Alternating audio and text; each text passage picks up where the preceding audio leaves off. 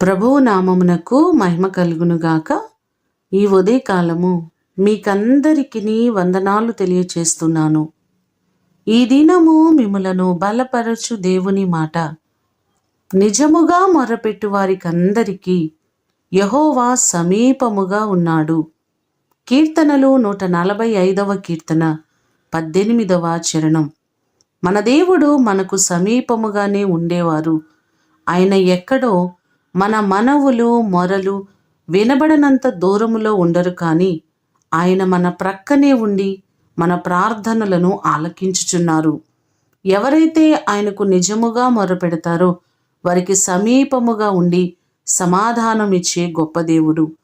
ఇశ్రాయేలు ప్రజలు పడుతున్న ఇబ్బందులలో వారు ఆయనకు మొరపెట్టగా ఆయన వారి పక్షముగా దిగి వచ్చినట్లుగా మనము నిర్గమాకాండములో చూడగలం. అలాగే మనకున్నటువంటి ప్రతి సమస్యలో, ఇబ్బందిలో, కష్టములో దేవునికి మొరపెట్టినట్లయితే ఆయన మన మొరలు ఆలకించేవారు. ఈ మాటలు వింటున్న మీ అందరి జీవితాల్లో మీకున్న ప్రతి సమస్యల నుంచి దేవుడు మిమ్ములను విడిపించి మీ ప్రార్థనలన్నీ ఆయన ఆలకించి అంగీకరించి సమాధానం ఇచ్చునుగాక. ప్రార్థన చేసుకుందాం. పరలోకమందున్న మా తండ్రి, మీ పాదములకు వందనాలు, స్తోత్రాలు ప్రభువా. మీరు మా మనవులను ఆలకించే దేవుడవు.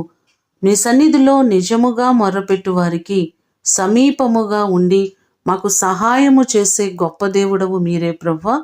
మీ కృపచేత మా ప్రియులెల్లరినీ జ్ఞాపకం చేసుకోండి.